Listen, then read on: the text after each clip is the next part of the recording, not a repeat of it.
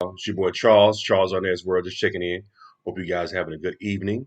We are getting ready to delve into another book audio reaction. Let's go ahead and play it, and I'm gonna come back with my reaction. Appreciate it, guys.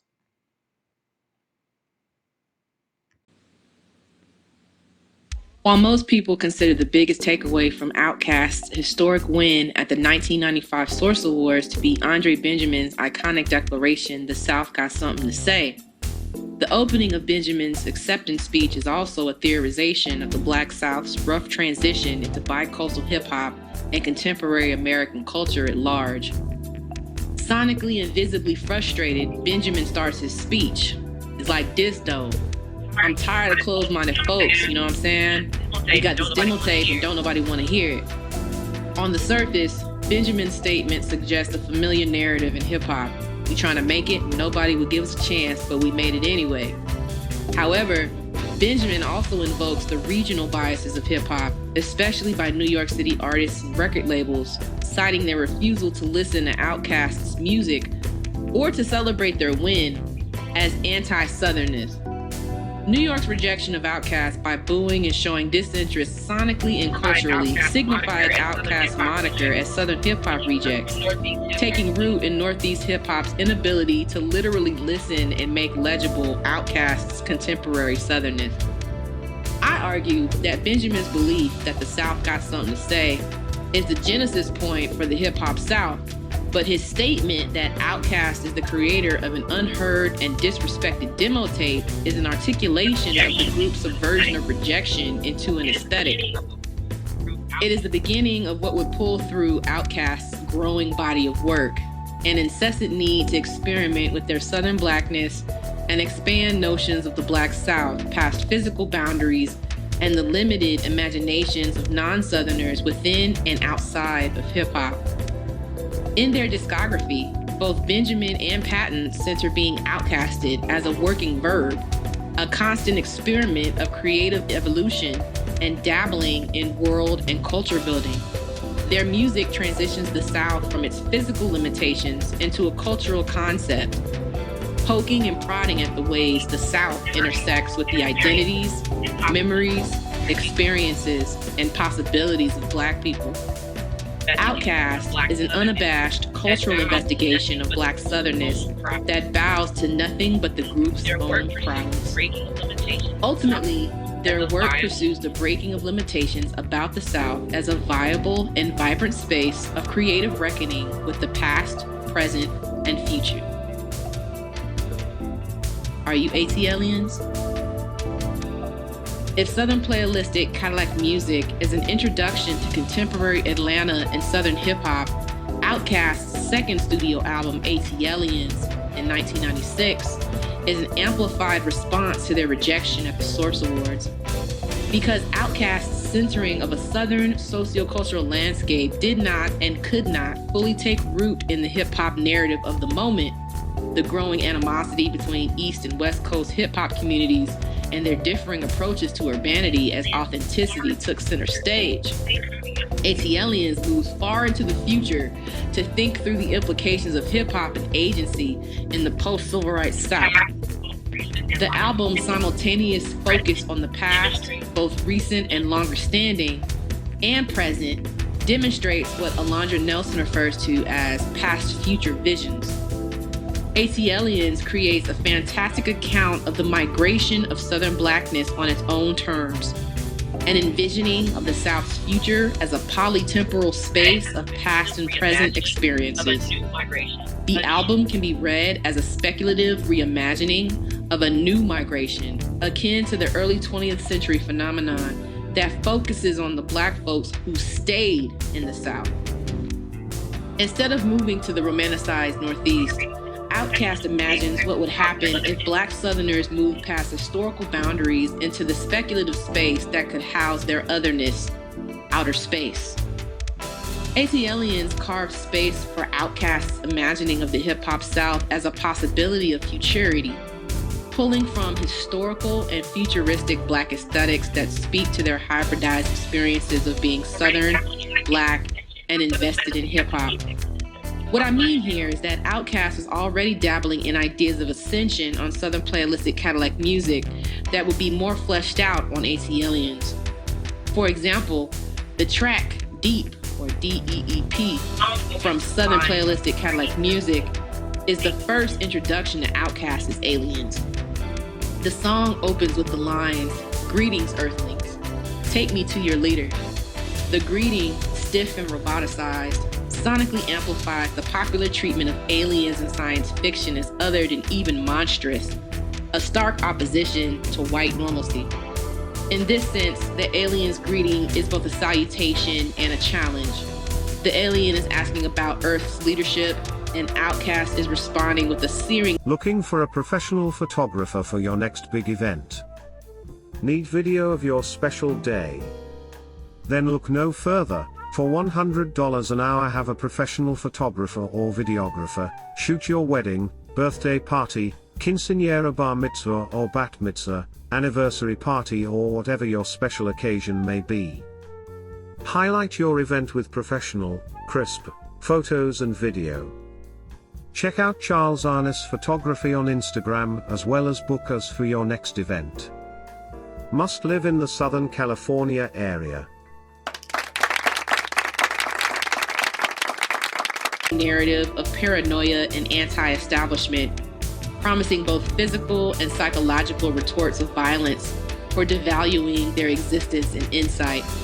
On Deep, Patton and Benjamin do not shy away from the very real crises on Earth, and especially in the South, referencing the AIDS epidemic, poverty, and white supremacy. The challenge to go deep is multi-layered when grounded in hip-hop as a tool of social commentary. On the surface, Outkast asks the audience, symbolized by the alien, if they are sure they want to go deeper in listening to two Southern rappers who are not fixated on the stereotypical ideas of Southern blacks as backwards and slow. Outkast raps about their endangered state from a Southern perspective, aligning their own status as outsiders with the alien. The appearance of an alien greeting listeners at the beginning of the track Two Dope Boys in a Cadillac on the ATLiens album is an extension of Outkast's full embrace of their moniker and experimenting with notions of Southern Black essentialisms. The alien introduced here can be read as Patton and Benjamin introducing themselves as alien and separate from bi-coastal hip-hop. ATLiens is a concept album that captures the widely recognizable trope of racial displacement and repurposes it to speak to their alienation from hip-hop as Southerners. The creation of ATLiens, natives to the city of Atlanta, but also aliens to those who view the city and the South as alien or foreign, is rooted firmly in a long line of Southern-influenced funk artists who use space to establish self-autonomy, such as Sun Ra or frequent Outkast collaborator George Clinton. ATLiens is an experiment not only in Outkast's shift in the way they align themselves with hip-hop, but also in the evolution of their views of how their Southernness could be manifested in their music. To build on a theory offered by my former student, Jeff Wallace, ATLiens is suggestive of the beginning of Outkast's hip-hop odyssey. The introduction, a prelude titled You May Die, is the beginning of Outkast's journey into space, a departure from the binding parameters of Earth, the Southeast United States, and hip-hop. The track suggests that there is risk in leaving the familiar, but the reward is self-autonomy. The following track, Two Dope Boys in a Cadillac, is Outkast's arrival, a subversion of the alien visiting them from deep. Their bodies, like their music, are made mobile via the Cadillac, now a spaceship that falls into the musical lineage of funk artists like George Clinton and Parliament Funkadelic's Mothership. The imagery of Outkast's reimagined mothership pulls from the past and present, signifying upon the slave ship that brought Black people to Outkast's original homeland of the South, and the trope of the funk mothership that would bring Black folks and their Southern sensibilities to space, the final homeland of infinite freedom and autonomy outside of white supremacy. The track following Two Dope Boys, ATLiens, affirms this by asking listeners to throw their hands in the air, If they like fish grits and all that pimp shit, examples of Southern culture they introduced on Southern playalistic Cadillac music. This track title, like the rest of the album, solidifies and celebrates Outkast's self-imposed exclusion and freedom from the world. In Outkast's imagination, the Black South was no longer physically confined to the lower end of the United States. ATLiens demonstrates the South as fluid and mobile, and this is most visibly demonstrated in the liner notes, which take the form of a comic book designed under the guidance of D.L. Warfield. On the cover, an illustrated Outkast is seen squared up in a fighting stance, ready to battle against a backdrop of neon-colored villains as anti-hero. The comic itself, written by Outkast and Dungeon family member Big Rube, is a roughly scripted battle of good and evil against the evil force called Nosamuli. It captures the materialization of Outkast's rejection of bi-coastal hip-hop rules. The ATLiens comic book visualizes the dirtiness of Southern hip-hop and the sliding scale of time and unbound possibilities of Southern identity and experience.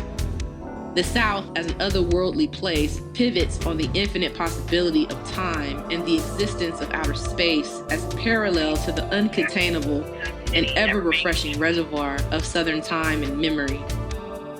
Outkast's intentional disembodiment from bi-coastal hip-hop creates room for larger discussions of race, class, and identity that remain connected to past Southern identities.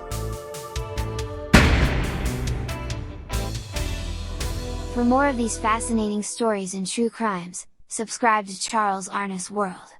Thanks for watching.